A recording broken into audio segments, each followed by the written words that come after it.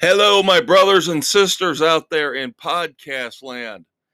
Welcome to the latest episode of The Fortress of Rock.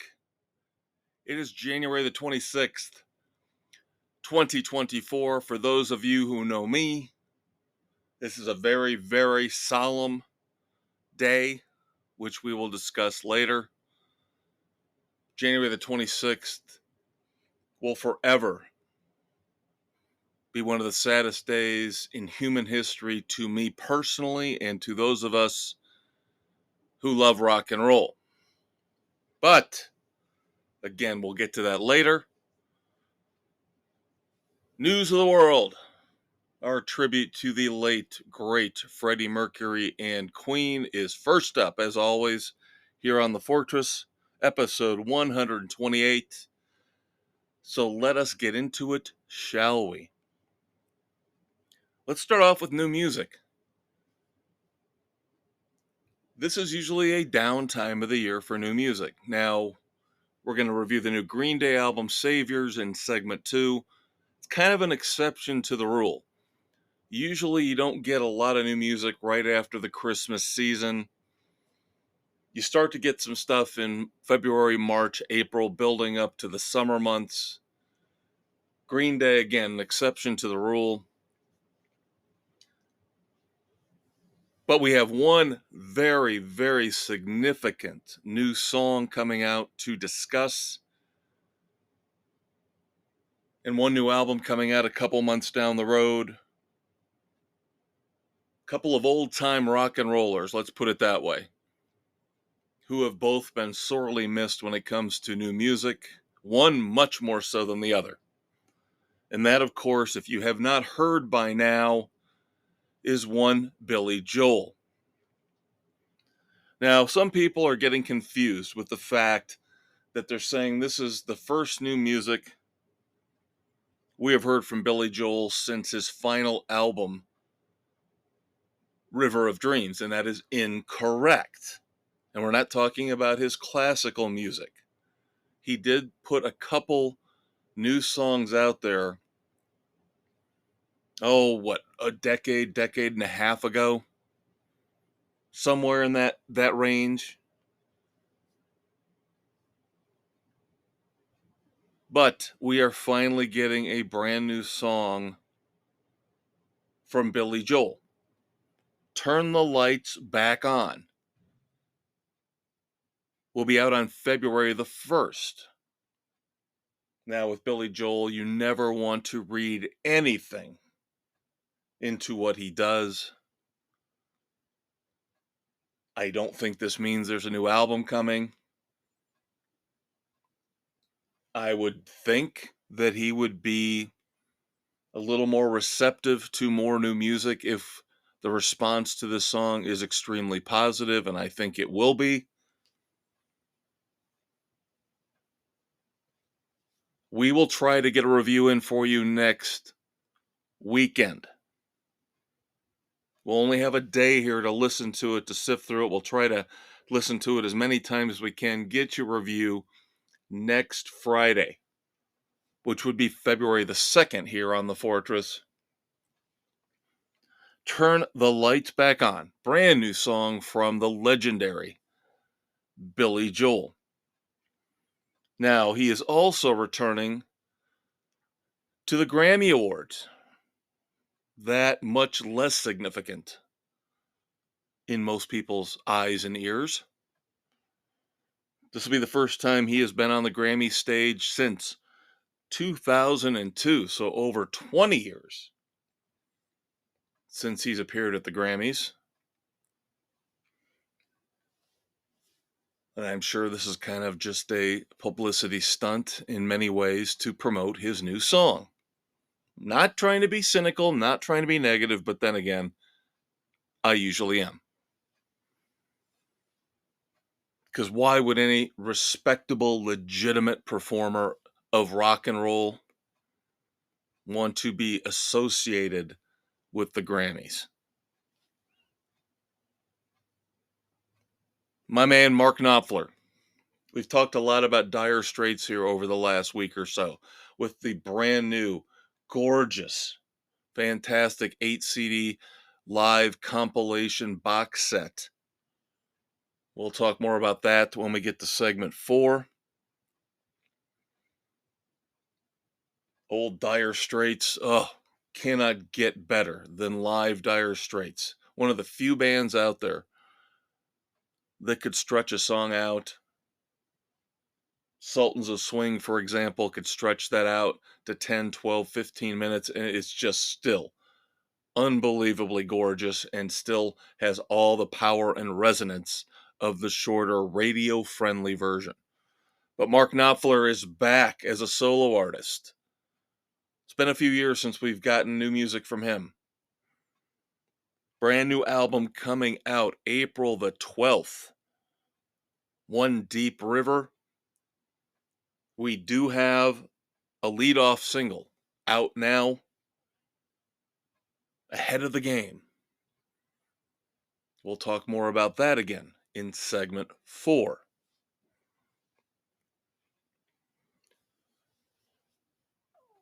Now, moving on to some other media. Still tied into rock and roll, of course.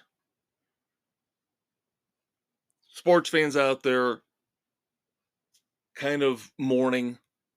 We know that things change. There are new permutations. Sports Illustrated, of course, looks like it's shut down. Legendary sports publication. But on the rock and roll front, you guys know I do not like Rolling Stone. I do not like Rolling Stone, and I've always tried to find a different venue, a different source for my music news. UltimateClassicRock.com, of course, right now is fitting the bill to a certain extent. Rolling Stone was just an epic failure.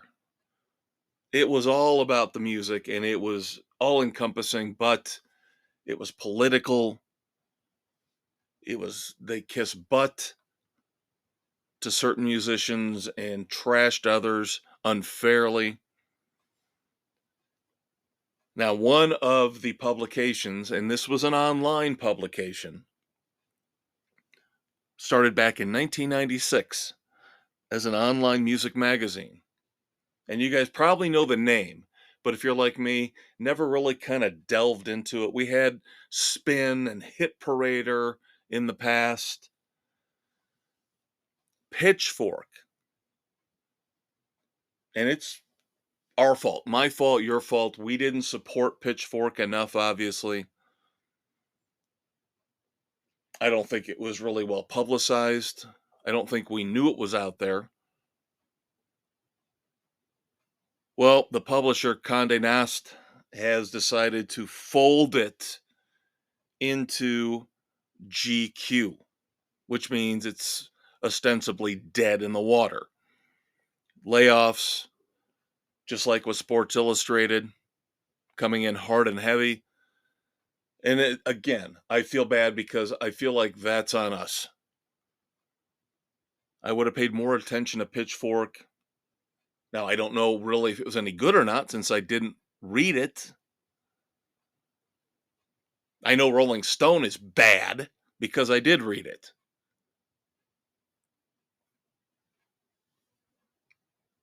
But it just stinks that there's another rock and roll outlet, another rock and roll publication, website, whatever it might be, that falls by the wayside as the digital age overwhelms us. And here's the thing, this is a digital publication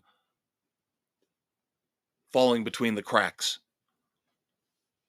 So you can't just say old fogey reads newspapers, reads magazine. No, this was a digital publication that has failed.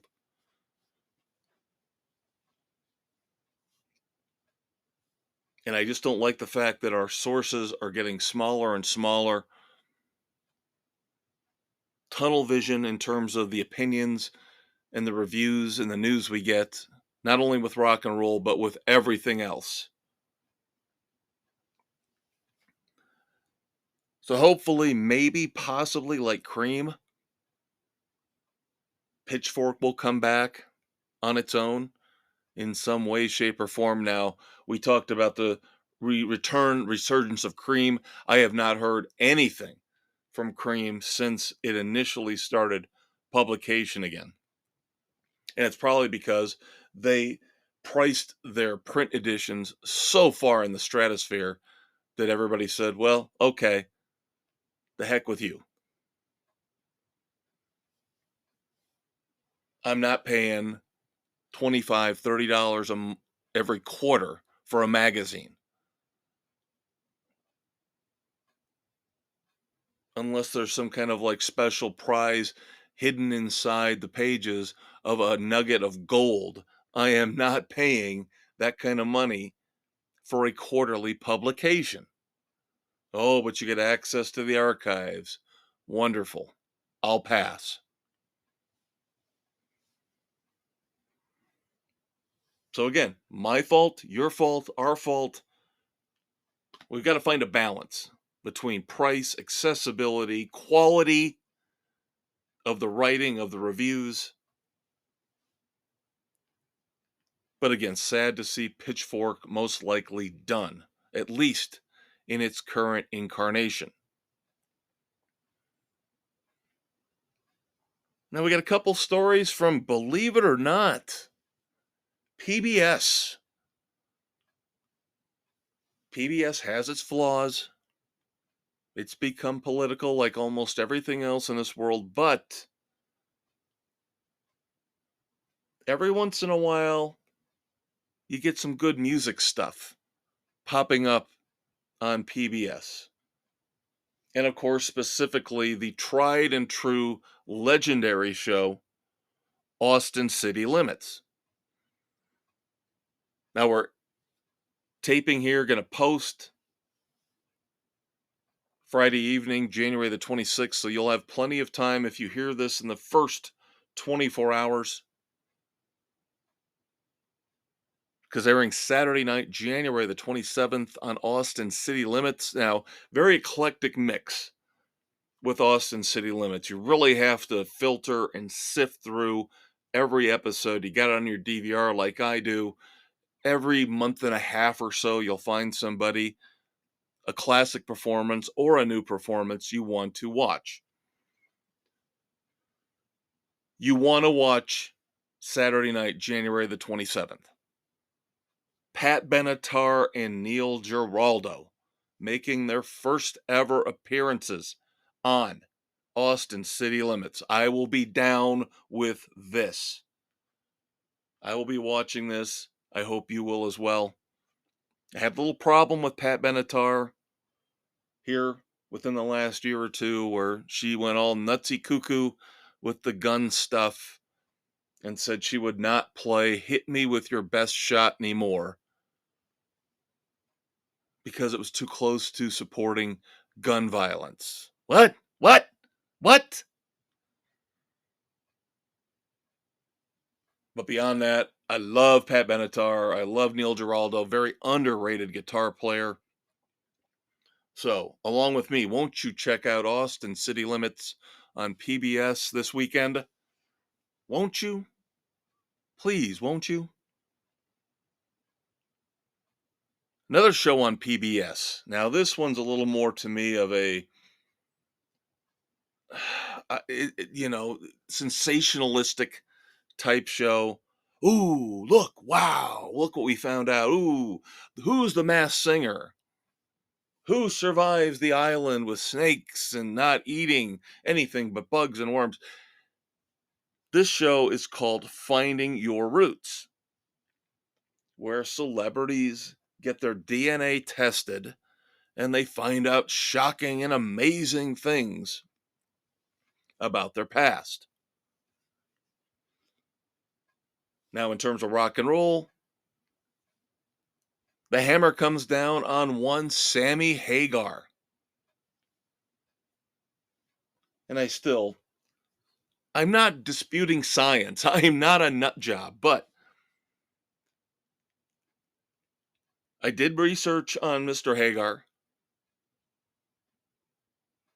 I'd like to think I know his background fairly well, But I went back and I double checked everything. Born to parents with the name Hagar. This was not him changing his name.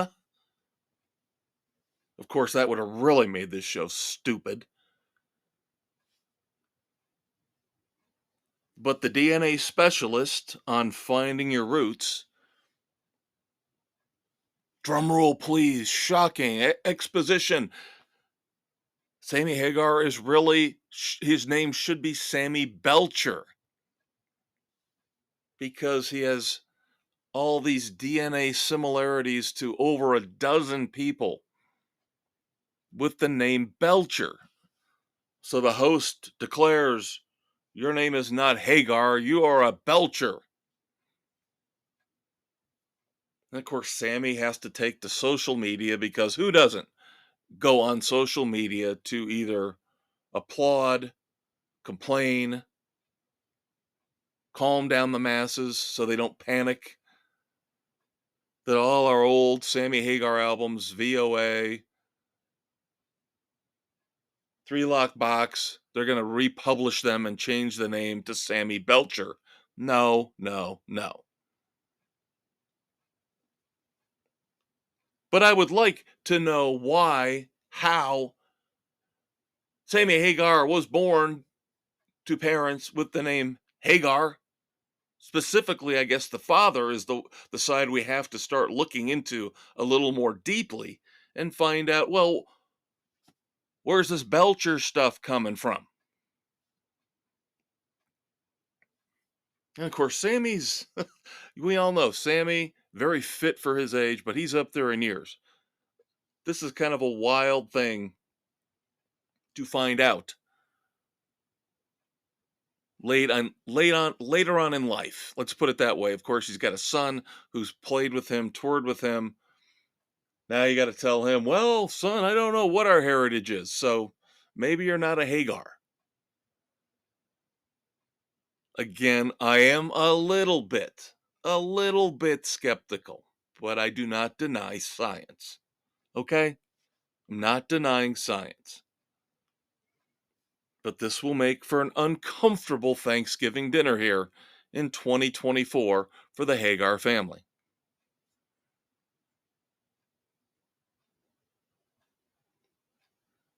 Now, of course, not every week, but most weeks we have to acknowledge the passing of legends in the world of music. Two great singers going back to the 60s. At least going back to the 60s for their big moments. Let's put it that way. Because one has been active up until her recent death, and that would be Melanie. Now, Melanie was one of a handful of women who were on the slate for Woodstock, the original Woodstock. Now, personally, I know her from the song Brand New Key. She had a bunch of other hits. And she was still very active. She was actually preparing an album at the time of her passing. So thoughts and prayers to the family and friends of Melanie and Mary Weiss, lead singer for the Shangri-Las. Another one where I just know one song, but one song can cement a legacy.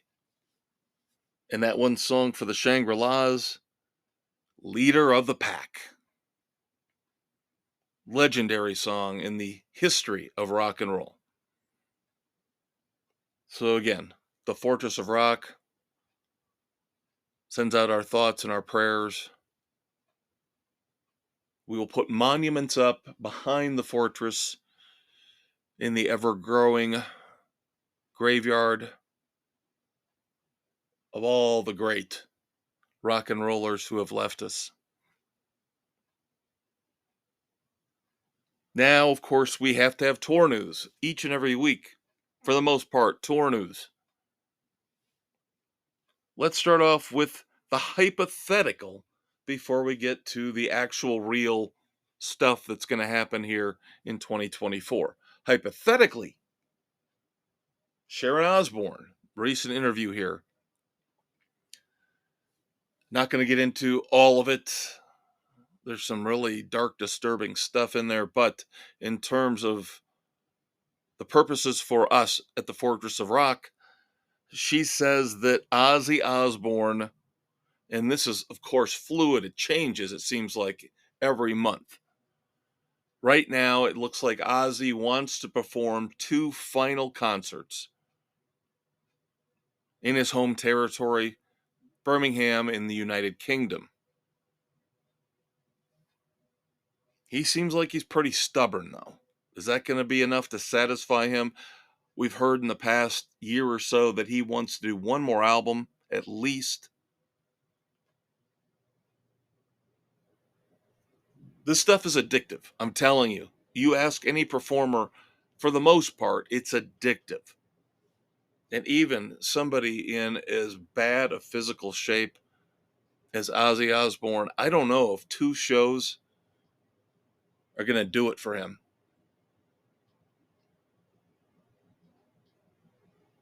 He's not going to do one final world tour to say goodbye to everybody.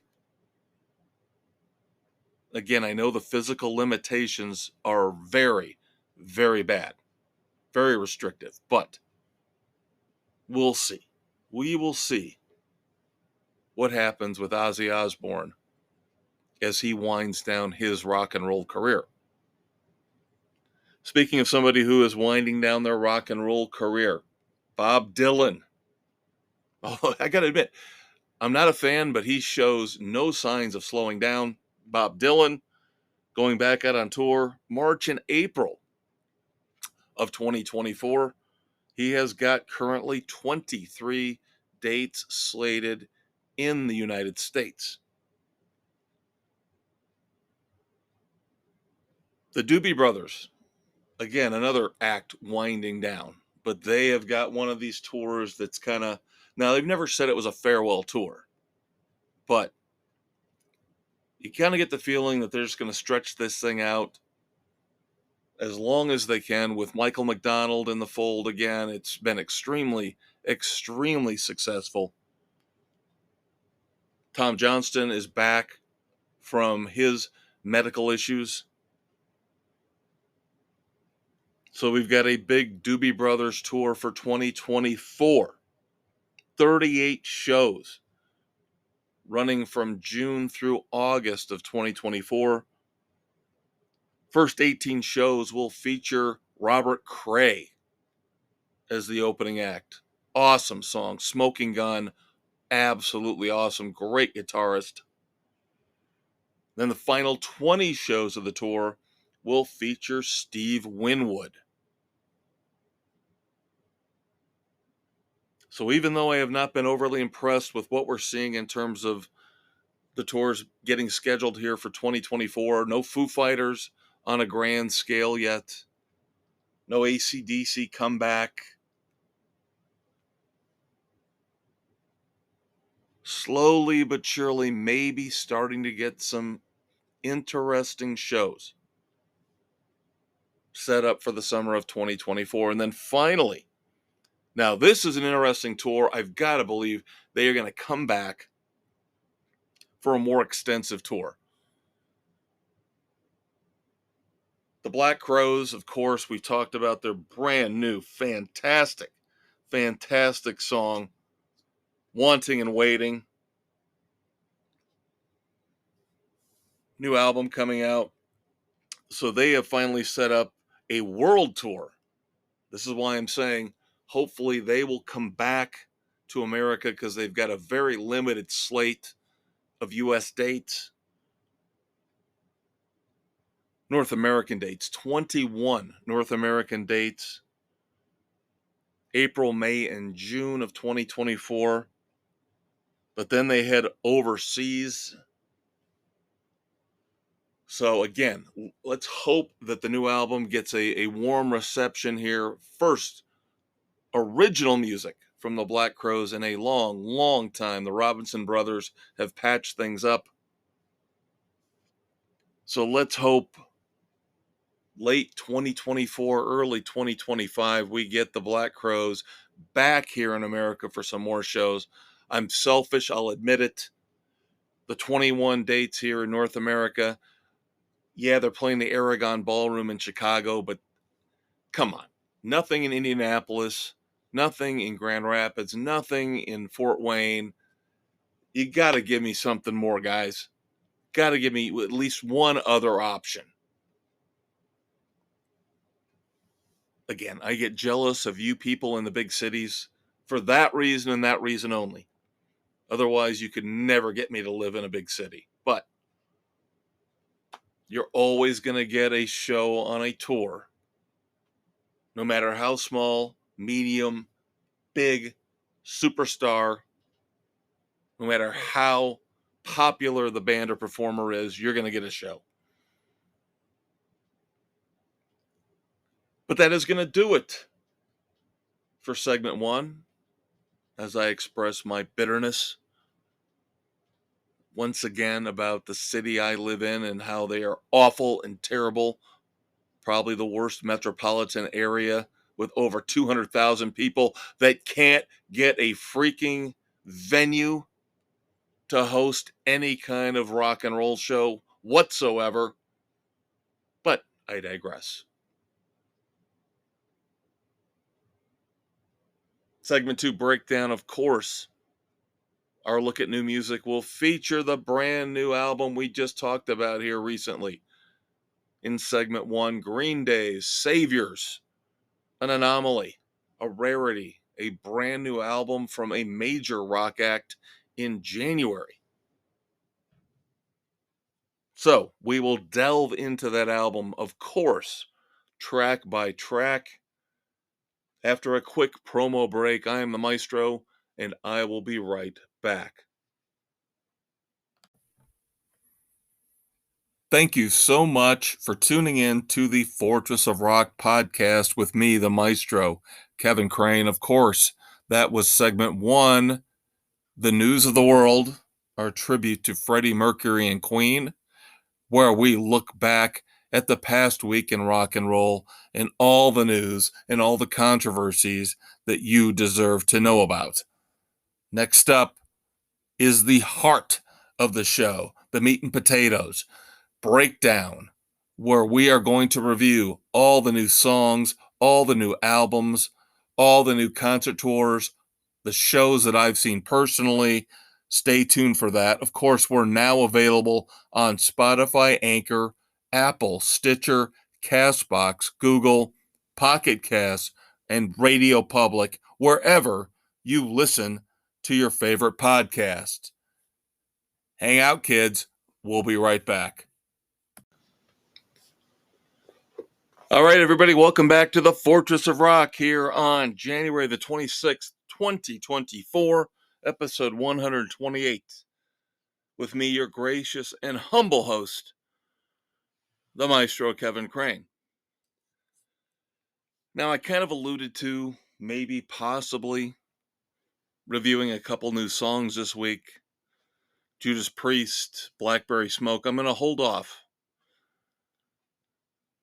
because, of course, I mentioned outside of the Green Day album, which we're going to review here in just a few minutes, there's not a lot of new stuff coming out here for the next 3 or 4 weeks. So, I figure maybe it'd be better push Judas Priest, Crown of Horns, and Blackberry Smoke's Azalea back.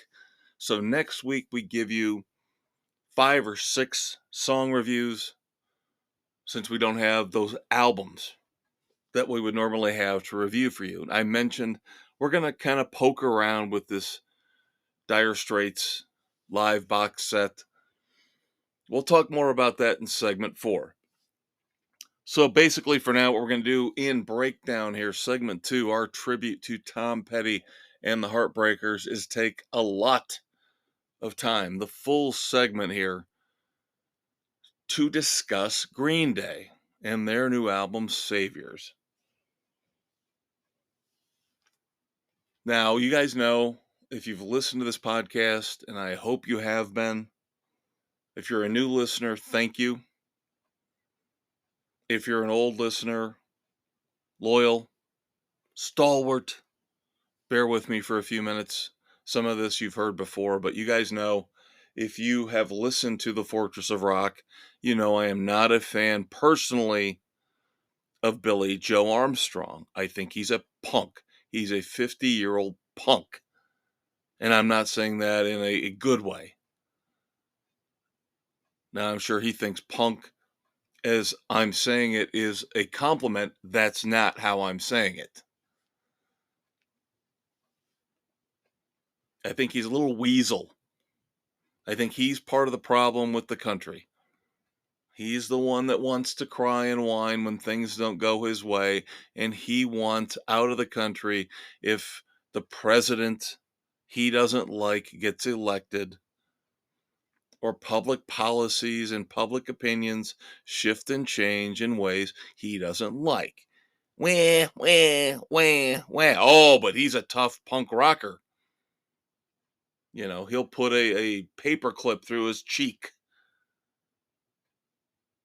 to show you how tough he is. He probably wouldn't, honestly. But we've had this discussion in the past. We've had this discussion about separating the art from the artist. And there are plenty of rock and rollers, icons in the world of music, who I cannot stand as people, but I like their music. My daughter, who is now in her 20s, immediately, I could say out of the womb, immediately hated Michael Jackson. Hated Michael Jackson. To this day, hates Michael Jackson. And I'm not talking about the person. I know you should not speak ill of the dead, but she could not stand Michael Jackson's music. And I tried to explain to her, beat it. Eddie Van Halen playing guitar. Don't care, Dad. I love Eddie. Can't forgive him. Can't forgive Michael Jackson for this, for the music. None of us should be able to forgive Michael Jackson for what he supposedly did in his personal and private life.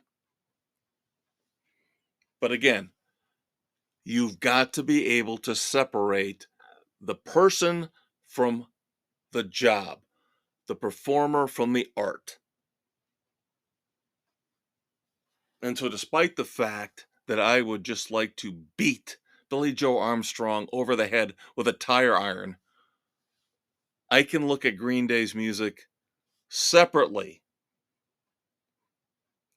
from their little weasel lead singer.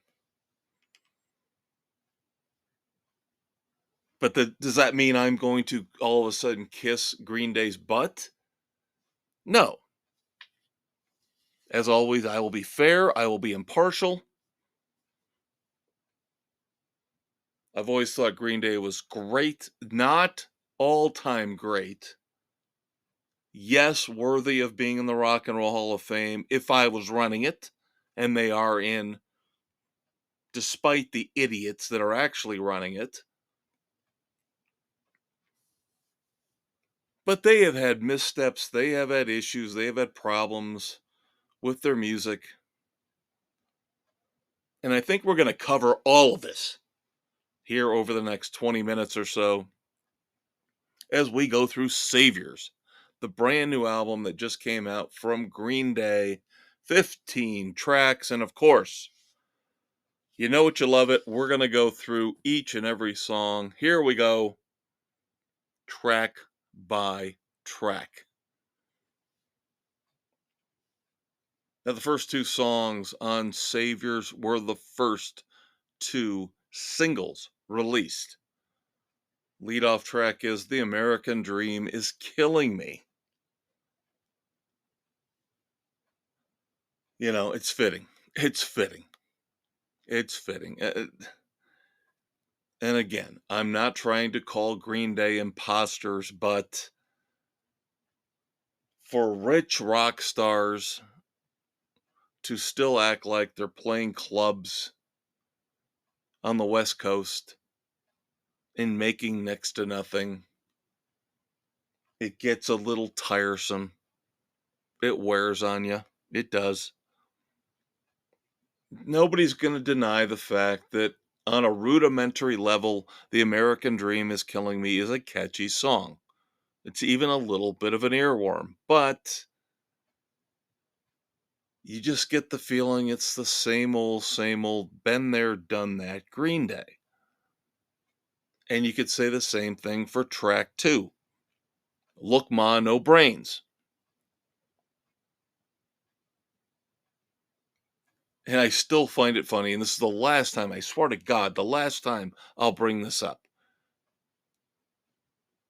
Anybody who knows me, who's talked to me in public about this knows. I find it stupid beyond belief that Taco Bell would pay Green Day to use this song in their ads. So all these people eating tacos and burritos and chalupas with the background music saying, "You're stupid," basically. "Look, Ma, I've got no brains as I eat Taco Bell." What genius at the ad agency that they use came up with that. He or she thought, "Oh, well, it's Green Day. Let's get Green Day." Not even thinking about the lyrics to the song and how it would play over people consuming their product. Now, as a song, again, similar, very similar to The American Dream is Killing Me. Catchy, but it just sounds like it's played out. It's old, played out, stale Green Day. Track 3 is Bobby Socks. I don't even know what this song is supposed to be about. I've listened to it and listened to it. I'm sure somebody else out there has high-minded opinions about how this is a deep dive on ambiguity when it comes to sexuality. Do you want to be my girlfriend? Do you want to be my boyfriend? Do you want to be my friend? In the end, it's just a mediocre, again, generic sounding Green Day song. And I am not impressed through 3 songs with Saviors. Finally, we get to track 4. We get to something different, creative, fun in the punk sense. If we're still going to look at Green Day as a punk band, One-Eyed Bastard. Title of the song, I am not trying to ruin my clean label here for the podcast. But this is like a mafia song, like a Godfather type theme song with the bada bing, bada boom lyric in the chorus. It's got a great riff. This was the first song on Saviors where I was like, okay, they haven't lost all of their magic pixie dust yet. They've still got a little bit of that magic music talent somewhere inside of the 3 of them. Now, after you get past that one, from what I've read, from what I've heard, talked to friends, opinions diverge for the rest of the album. Songs that I love, other people hate. Songs that they love, I don't like. Critics. We'll just go through it and I will tell you how I feel. Now, Dilemma, First song with the really, really heavy guitars. And I don't understand why they didn't use that tact, why they didn't produce the album with more of these heavier guitars that you only get on a handful of songs on Saviors. And we'll revisit this later on my favorite song by far on the album. But Dilemma has this heavier guitar sound. But the lyrics are generic.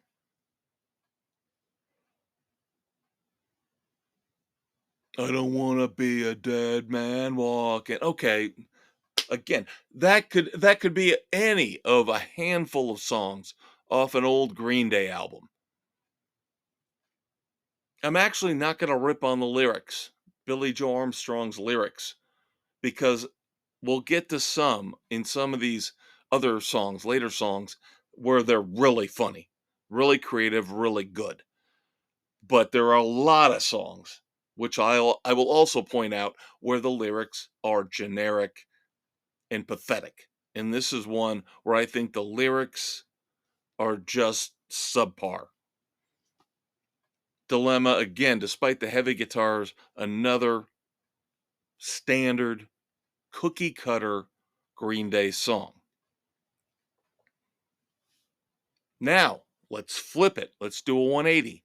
I will praise some of the lyrics on track 6, 1981. She's going to bang her head like 1981.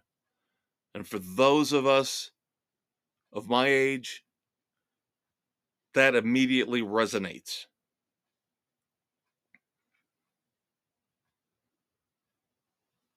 Great lyric, great line. Cold War in my head, I'm East Berlin.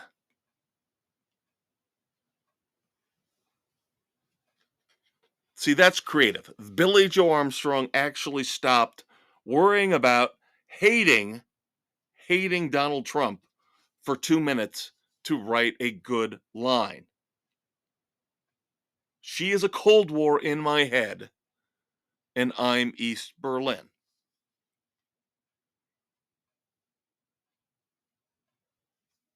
Great line. Absolutely great line. So, along with One Eyed Bastard, 1981, now we're 6 songs in. We got a couple good songs. Oh, great. Didn't last. Now we get the generic mid tempo Good Night Adeline. I don't even know what to tell you beyond that. That's how little of an impact this song makes on you.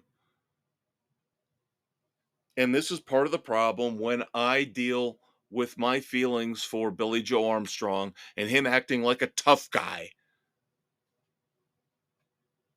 He tries to act mature, and we'll talk about that later on. But then he tries to act like he's a badass punk from the late 80s and the early 90s, and he's not anymore. And there's nothing wrong with growing up and maturing. But he's not mature. And he's a big part of the problem with what we see around us in this world today. 40, 50-year-old people who won't grow up, who are stuck on social media, all about me, me, me, me, me. Look at me, look at me. Look what I'm eating for dinner today. Look at the wonderful bracelet I made out of Cheerios over the weekend. Nobody cares. Nobody cares. And all the people you think care who like your post don't care. Social media stinks. In the modern age, performer. And yes, Green Day got roped in at the end on this. They are part of the modern age. Billy Joe Armstrong wants to tell you how to think, how to feel, how to vote, act like he's a tough guy when your 16-year-old son will probably go out and pummel him into rocks and garbage in 2 seconds. Well, wait again. Maybe not, because your son probably all he does is sit around and play video games and watch social media. So no, take that back. Never mind. He couldn't.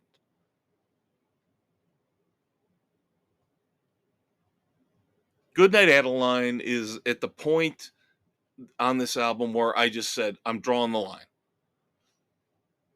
They have got to get better here from here on out. Otherwise, Saviors is a waste of my time. And sure enough, they don't do much better on the second half of the album. Coma City, a little better than Goodnight Adeline, but still, ironically, again, the tough guy, Billy Joe Armstrong singing about don't call the cops, they all quit their jobs because of idiots like you.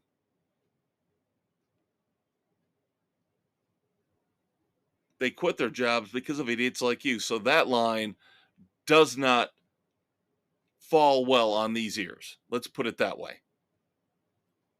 As a song, Coma City, again, a little better.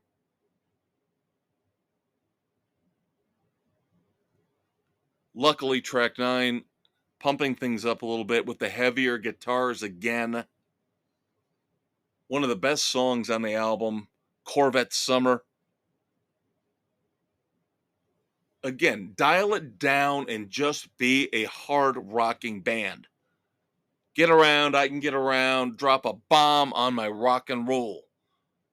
And I can't do it justice. It's a very, very catchy, very good song.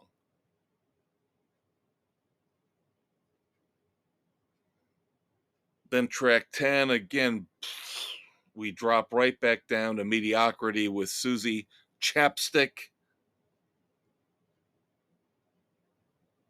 Just doesn't do anything for me. And it's just as bad on track 11 with Strange Days Are Here to Stay. And let me ask you something. Cool guy Billy Joe Armstrong writing all these lyrics. How old is he? Is he like 80 years old? No, I don't think so. Why is he using the word ballyhoo in his lyrics? I don't even know if Frank Sinatra, God rest his soul, used ballyhoo in his lyrics. I don't even know if I heard my father use the word ballyhoo. I think they used that back in Prohibition.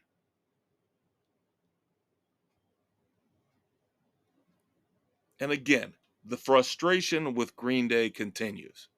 Now, we get to track 12. Call me a hypocrite, but again, you take these songs piecemeal and then you take the album as a whole. Living in the 20s, track 12, already contender, in my opinion, for 2024 Song of the Year. Living in the 20s, again, with the heavy guitars that should have been in the mix throughout, from track 1 through track 15. Only appear here and there. Corvette Summer, Dilemma, and Living in the 20s. And this is kind of I just mentioned Frank Sinatra. You could look at it as an homage to Frank Sinatra. Listen to the chorus and say, ain't that a kick in the head? The old Rat Pack days. Living in the 20s this is what we want from Green Day. The face-melting punk rock that we want. Harkening back to Dookie. And I think it's embarrassing that Billy Joe Armstrong is trying to compare this album and make it kind of a triptych, a trilogy with Dookie and American Idiot. Do not insult the other two albums like that. Don't. Just to sell a few more copies of Saviors. It's pathetic and it's stupid. This album in no way, shape, or form is even close to those two classic albums. Because then we get track 13. God Help Me, track 13, where Green Day and specifically Billy Joe Armstrong turns into Harry Chapin. Is it Cats in the Cradle? No, but it's close. It's got strings. It's melodramatic. Father to a son. Billy Joe Armstrong singing to his son. Oh, it's so wonderful. It's so beautiful. This is not Green Day. This is not what I wanted from Green Day. Okay? If I want to hear Cats in the Cradle, I'll listen to Cats in the Cradle. And I'll probably listen to Ugly Kid Joe's version and not Harry Chapin's. Because Harry Chapin's version makes me throw up in my mouth a little bit because it's so pukey melodramatic. And Father to a Son is not much better. Here's an idea. Instead of putting out a song and wasting all the public's time proclaiming how wonderful of a father you are and how in touch with your feelings as a father you are, why don't you just tell your son and spend the extra time with him? The time you spent recording this garbage, spend the time with your child. That's what you should have done. Instead of wasting all of our times with this father to a son crap.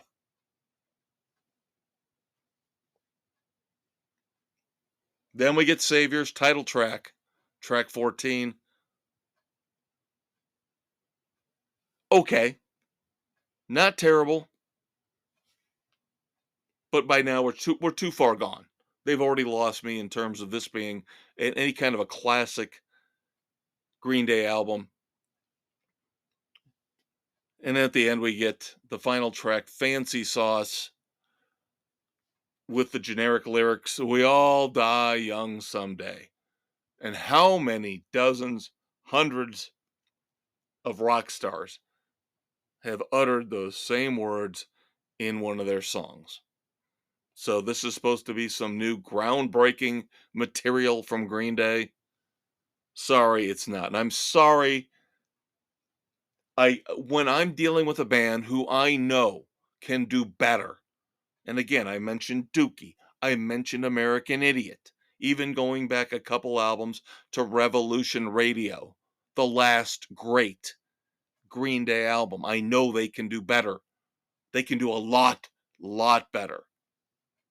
An album like Saviors, it's not as bad, I will say this, as their last album.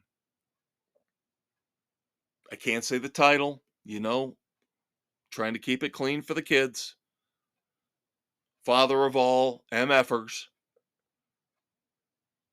Saviors is better than that. Barely, but better. But this is now 2 straight albums where Green Day has disappointed all of us. They're getting wrapped up in politics instead of focusing on the music.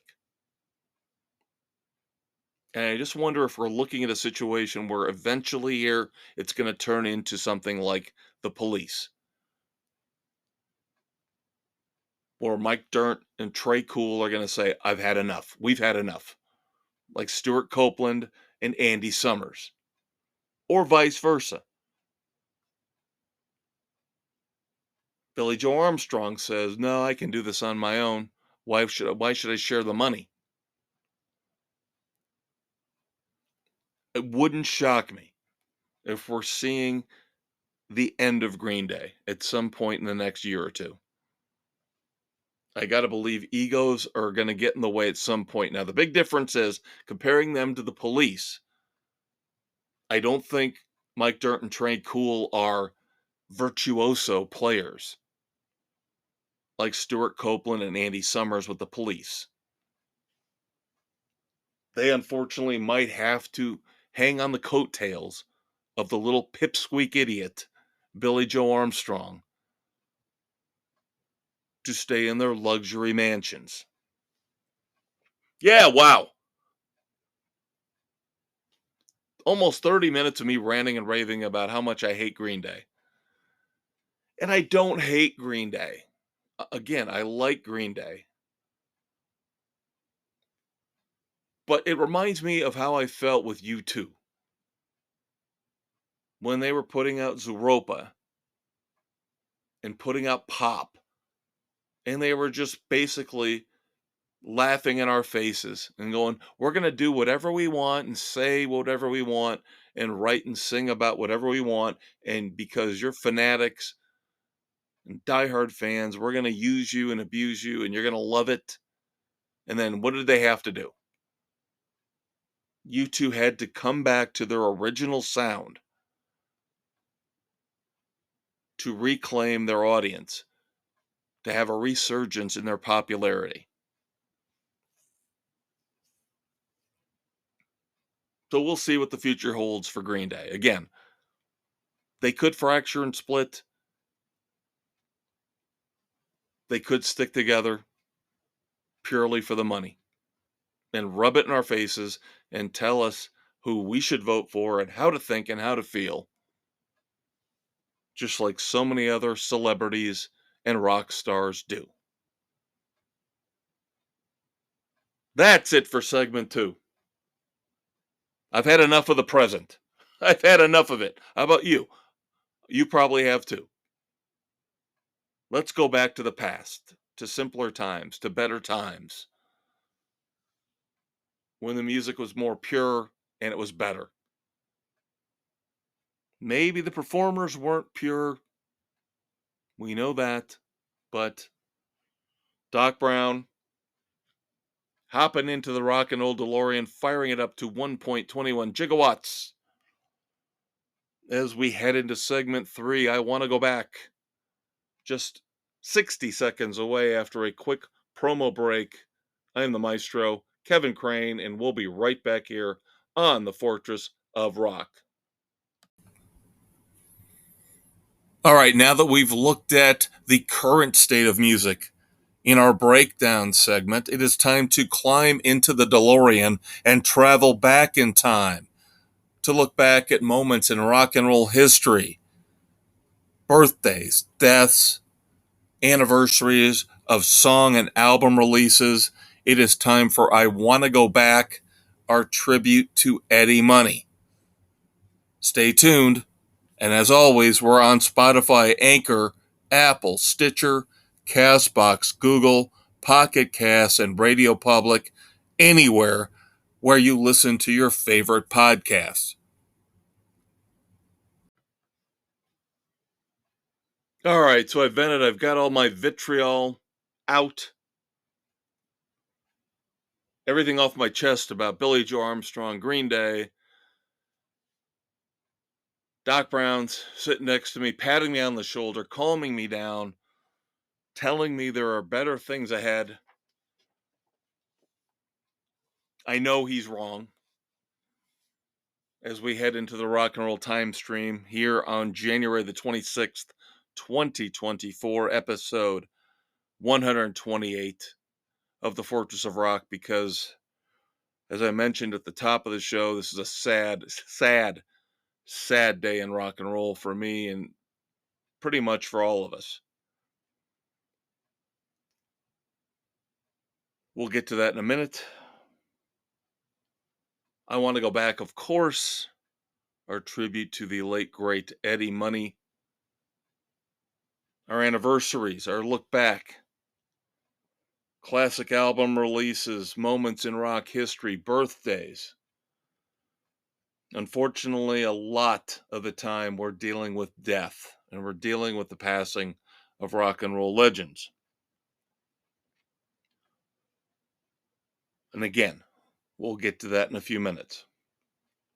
We'll start off with anniversaries. Here on January the 26th, on this day in 1986, Alan Collins, Lynyrd Skynyrd guitarist, later went on to be part of the Rosington Collins Band,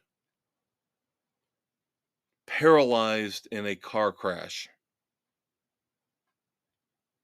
Of course, Lynyrd Skynyrd, unfortunately, one of the most cursed bands, if not the most cursed band in rock and roll history. Yet still they survive and still, in one incarnation or another, rock on.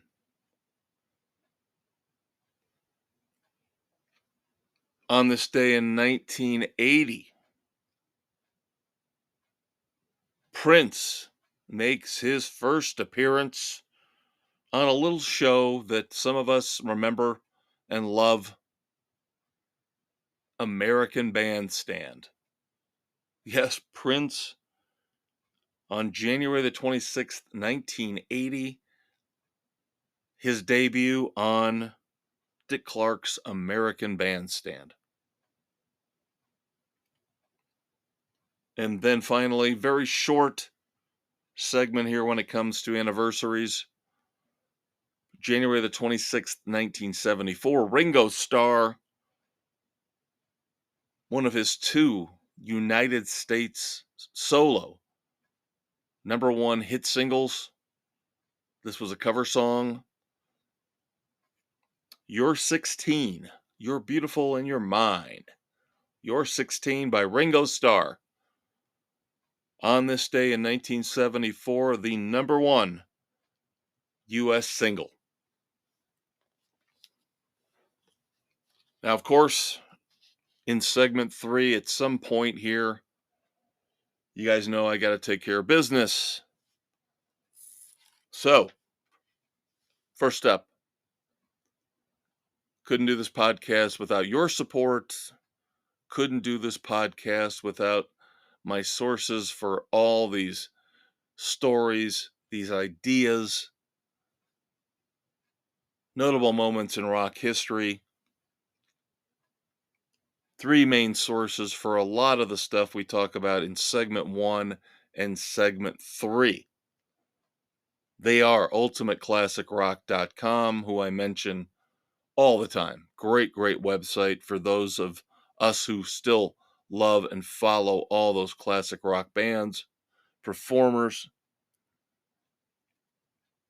thisdayinmusic.com, and of course the Van Halen news desk. And then, of course, you can find us somewhere. You found us somewhere. You wouldn't be listening if you hadn't found us somewhere. But if you change your mind, you find a better platform where you like to listen to your music or your podcasts, odds are pretty good that we're going to be on that platform as well. You can find the Fortress of Rock each and every Friday night on Spotify, Google, Radio Public, Pocket Casts, Apple, iHeartRadio, Overcast, Castbox, Amazon Music, and Audible. Also, don't forget to check out the Facebook page. In addition to Friday night putting up the link to the new podcast episode, we have the Weekend Rock Project, which is now in full swing.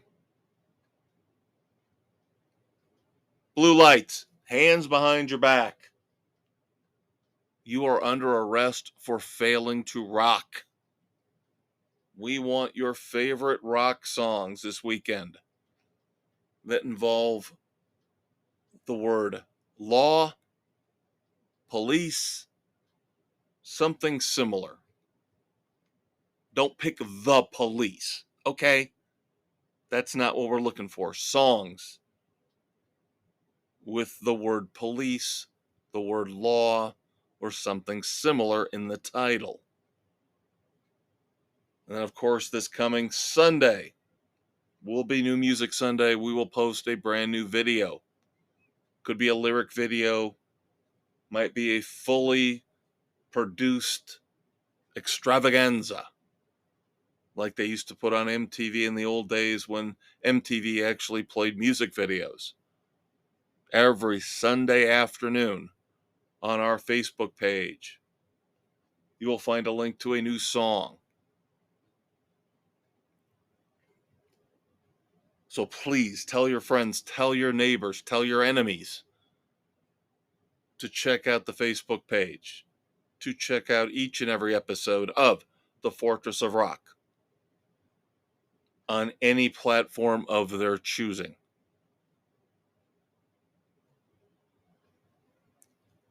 So now we move on to birthdays. January the 26th, 1963. Unfairly or fairly labeled as the insignificant, inferior part of the duo Wham, Andrew Ridgeley was born on this day. I honestly don't know how much he contributed to the duo.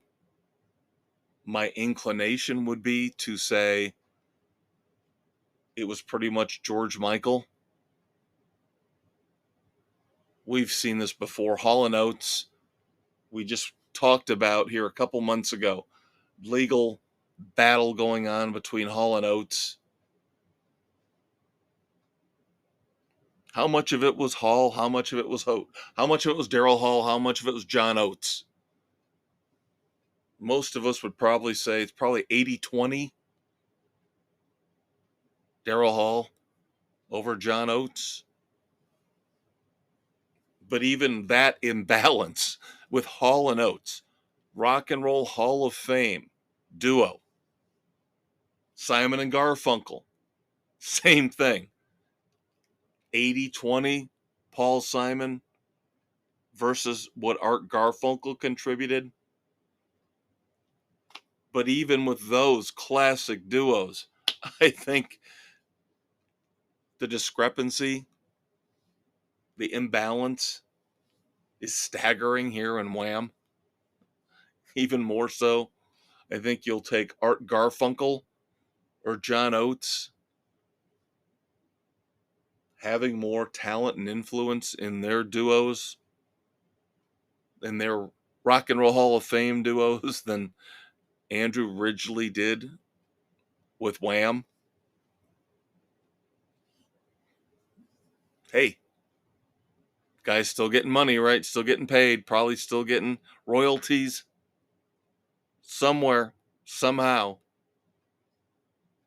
Even though George Michael probably did most of the heavy lifting. Hey, happy birthday, Andrew Ridgeley. Sorry.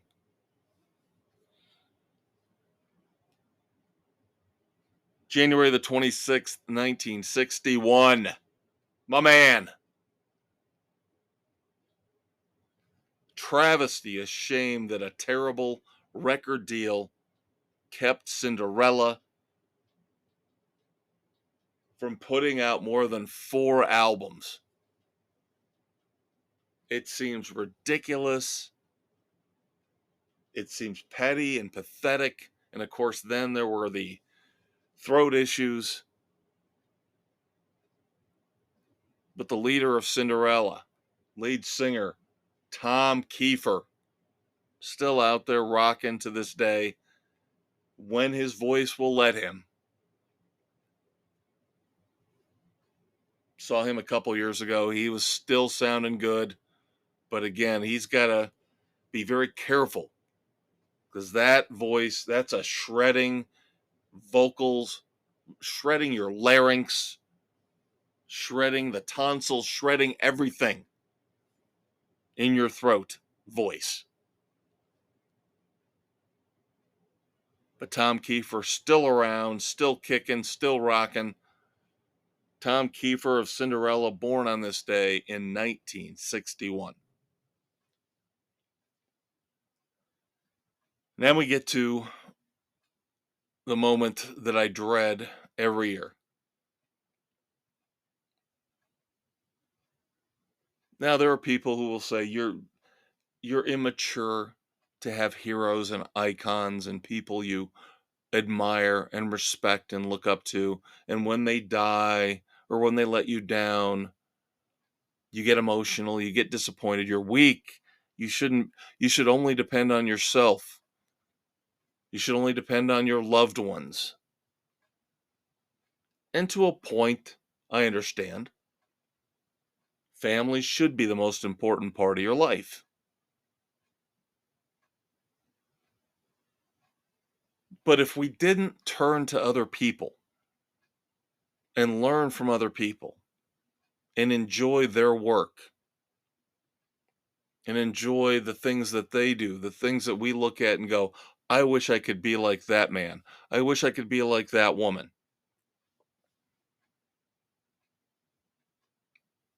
How the hell would we get anywhere in life? You've got to have teachers. You've got to have icons. You've got to have role models.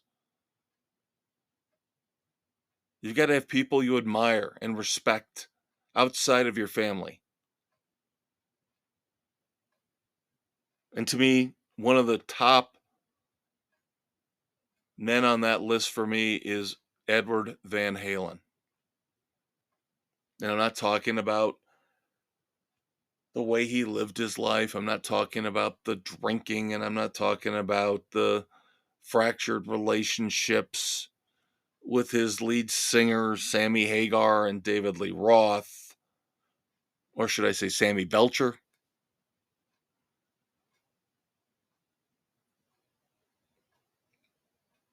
But the virtuosity that he showed, not only with guitar, with keyboards, through multiple instruments, becoming one of the greatest rock gods of all time, influencing my life, getting me through tough times.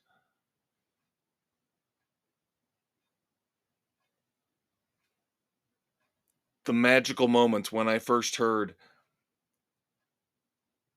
the debut album. I remember specifically the first time. I remember where I was. I could put it within a couple hundred yards on the highway where I was when I first heard Why Can't This Be Love? The debut song with Van Halen, Sammy Hagar or Sammy Belcher as lead singer. And I am not ashamed of the fact that I shed a tear when he died. I'm not ashamed of the fact that pretty much every year I get melancholy and I get sad when I think about the passing of Eddie Van Halen, because I know there will be no more great guitar solos. There will be no more great Van Halen albums coming. And yes, there's other great music coming from other great musicians that will inspire me, that will make me feel good, that will get me through hard times. Just like I can look forward every Sunday afternoon in the fall, knowing I will have the NFL football slate to look forward to get me through another week at work. The grind, the drudgery, the idiot bosses, who in most cases, honestly, know less than we do.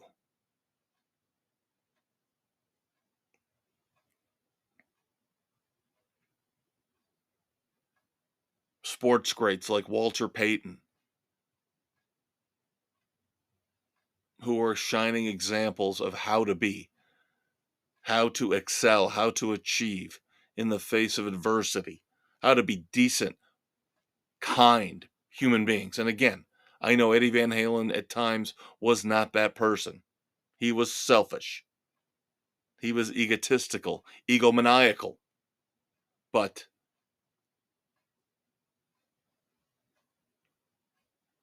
just go out on YouTube and click on Eddie Van Halen guitar solo and watch one of the 10, 12, 15-minute concert clips that comes up. And if you are a true fan of rock and roll, you will be moved. And you will maybe feel a little bit of how I feel on this day every year when I know that Eddie Van Halen was born on this day. Eddie Van Halen would have been 69 years old today. The great EVH, born on this day, January the 26th, 1955.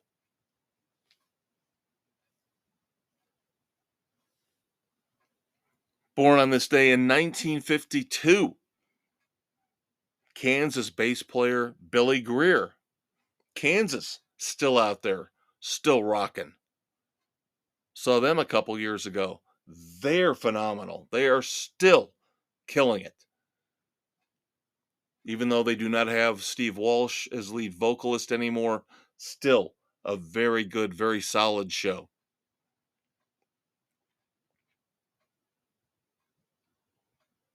January the 26th, 1951.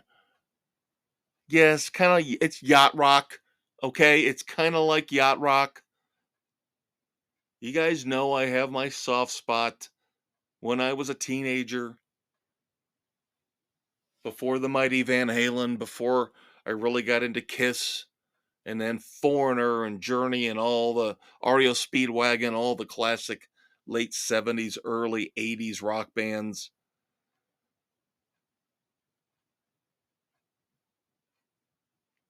The Little River Band. Yes, the Little River Band, and they're still out there. And they're still performing.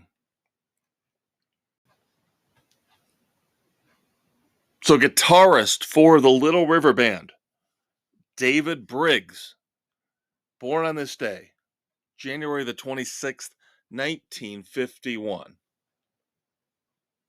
Now, keep in mind, kids, when I reference some of these performers and these bands, I tend to go with the classic lineup. If it's not the classic lineup, I'll let you know. But with David Briggs here with Little River Band, Billy Greer with Kansas, we're talking about the classic era lineups of those bands. The guys that were in the band when they had their biggest run of success. Just figured I'd clarify that for you. I don't want to get into the weeds with some of the stuff and, well, this guy that I'm referring to was on this album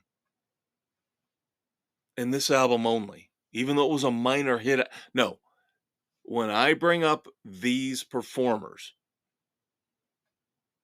it's the classic era lineup I'm referring to. Keep that in mind.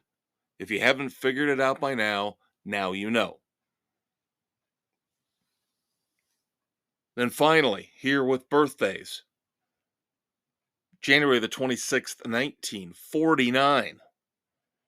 Again, going back to my formative years in music, that mid to late 70s era, the Casey Kasem American Top 40 era. One of my favorite songs, and still to this day, love this song. This is not a song that went away. I did not lose my feeling, lose my energy for this song, how awesome this song is. Couldn't Get It Right by the Climax Blues Band. Kept on looking for a sign in the middle of the night, but I couldn't see the light. Just awesome, awesome song. One of the first great, genuinely great songs I remember hearing back there in the mid 70s that stuck with me, and to this day I still absolutely love this song. It's kind of like My Sharona. You Light Up My Life. No, no, no, no, no, no. Kidding on that one. Kidding on that one. Not My Sharona, of course. My Sharona is one of the greatest rock songs of all time, as is Couldn't Get It Right by the Climax Blues Band. Joking about You Light Up My Life. God knows I'm joking. That's actually one of the worst songs ever recorded. But Derek Holt from the Climax Blues Band, born on this day in 1949. Just trying to have a little fun. Lighten up the mood a little bit after the heaviness talking about Eddie Van Halen. So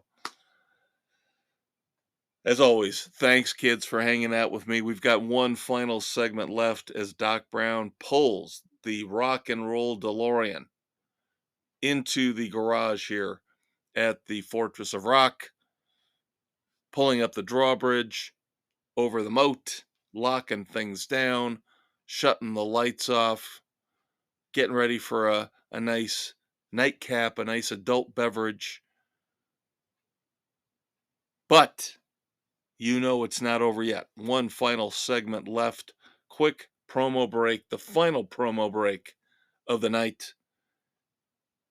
We'll be back with the new and expanded Wrap It Up in just 60 seconds. Well, we hope you enjoyed our trip back in time, looking back at the anniversaries, the classic moments in rock and roll history. But of course, the DeLorean works both ways. So now we have to move forward.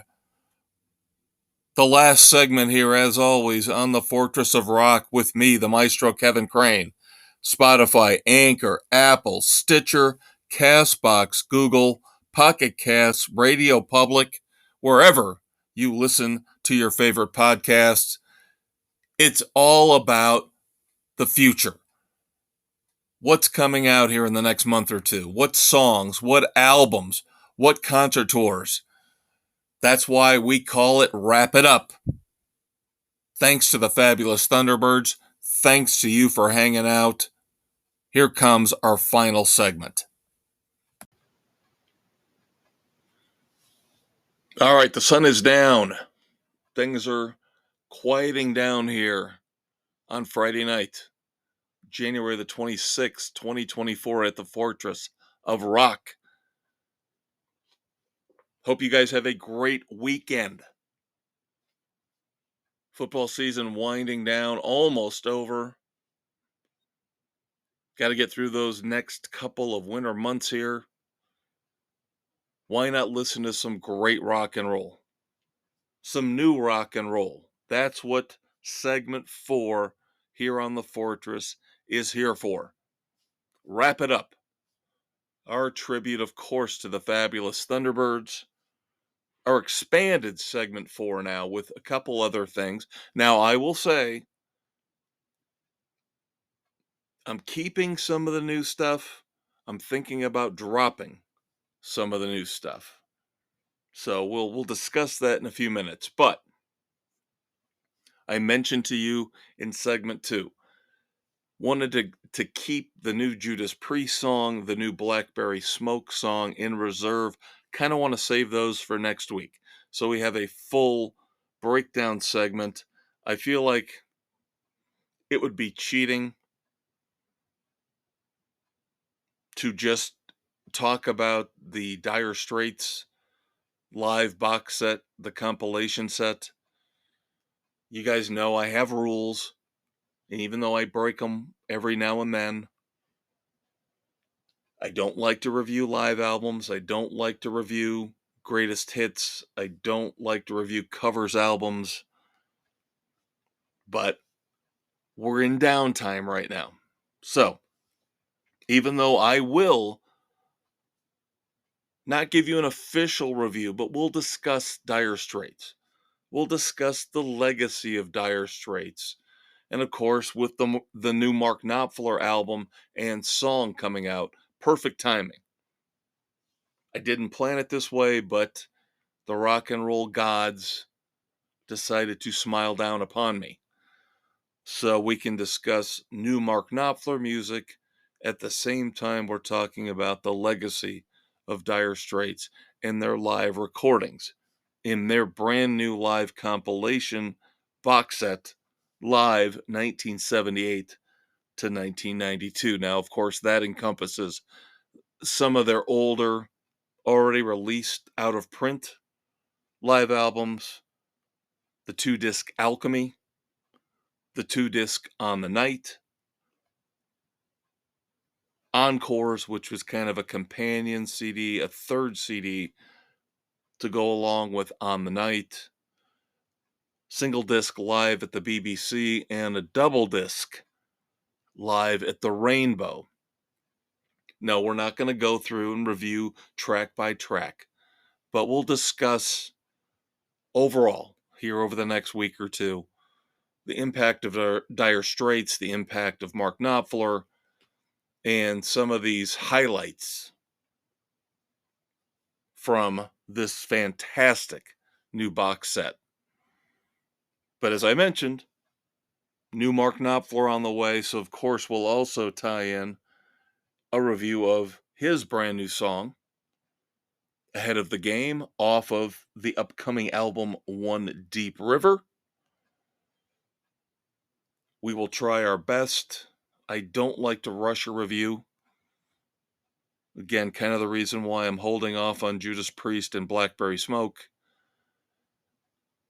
If I don't feel like I have had enough time, had enough listens to give you a decent, solid, fair review, I will hold off.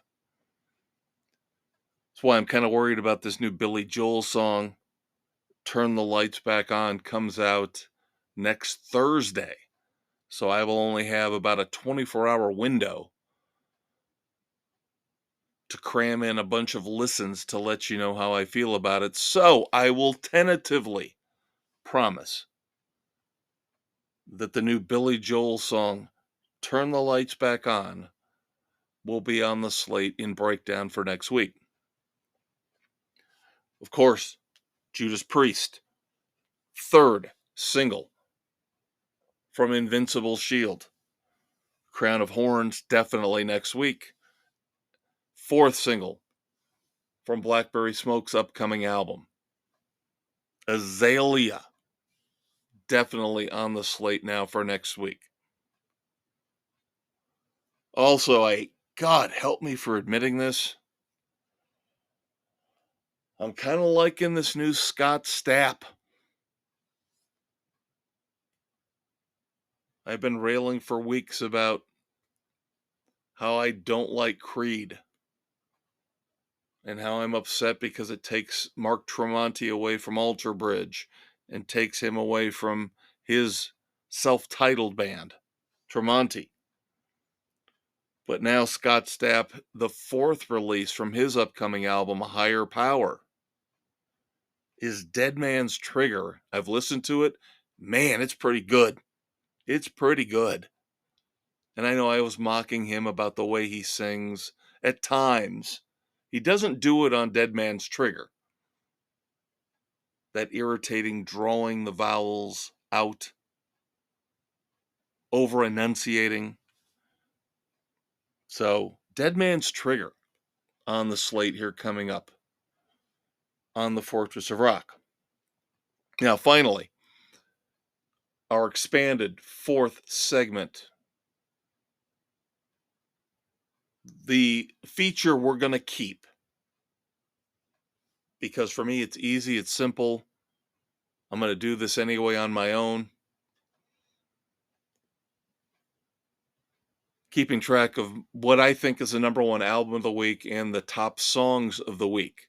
That we will keep intact here in segment 4 each and every week for you on the Fortress of Rock. So this week, obviously, your number one album is Saviors by Green Day. And I mentioned to you when I started this at the beginning of the year, this is kind of my overall viewpoint of what I've been listening to, what I like, what's making the biggest impact on me. Release has to be within the last year for it to be eligible for me to call it album of the week. But this one, no brainer. Look, Ma, no brains.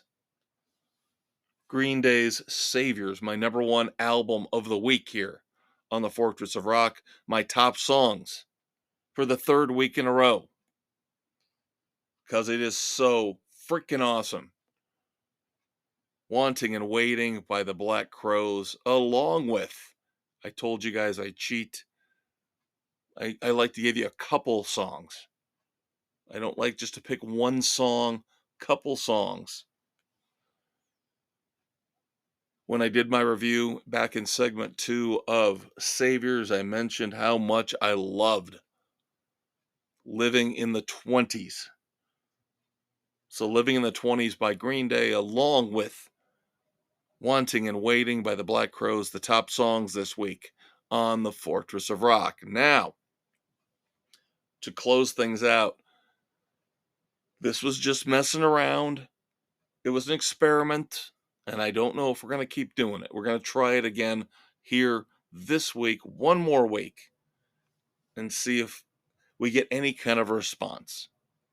Of course, it's only on Spotify, and again, not trying to be exclusionary. It's just based on the host platform. I can't expand it beyond that. The Q&A and the poll. We've been trying to do this the last couple weeks. Figured we'd try to get you guys involved, be a little more interactive. So for one final week, unless we get a huge blow up in participation, we're probably going to shut this part down after 1 month of trying. But for this week, your Q&A is going to be, and this is where you can type in a full response and explain why you selected what you did. Q&A is, what is your favorite Green Day album and your favorite Green Day song? And I didn't want to limit you. I didn't want to make it multiple choice with all the Green Day albums out there, with all the Green Day songs out there. So this one, I'm going to let you guys type in, expand on your choices. Tell me what you like and why. Now, in tribute to the late, great Eddie Van Halen, your poll question, where I will put this one in as a multiple choice. What is the best Eddie Van Halen instrumental piece? You will get to choose from, of course, Eruption, Spanish Fly, Cathedral, Intruder, the intro to Little Guitars, which is a separate piece from Little Guitars, the song itself. 316, of course, tribute to the birth of Wolfgang Van Halen, and Off Van Halen 3, again, an album I think is vastly underappreciated, New World. So there you go, kids. That is it for the Fortress of Rock here on January the 26th, 2024. I am the Maestro, Kevin Crane. Thank you so much, as always, for hanging out with me on Friday night. Love the one you're with, but be gentle, be caring, be kind. Again, I am the Maestro. You are who you are. We will be back in 7 days to talk more about the music that we love. Take care. Peace out.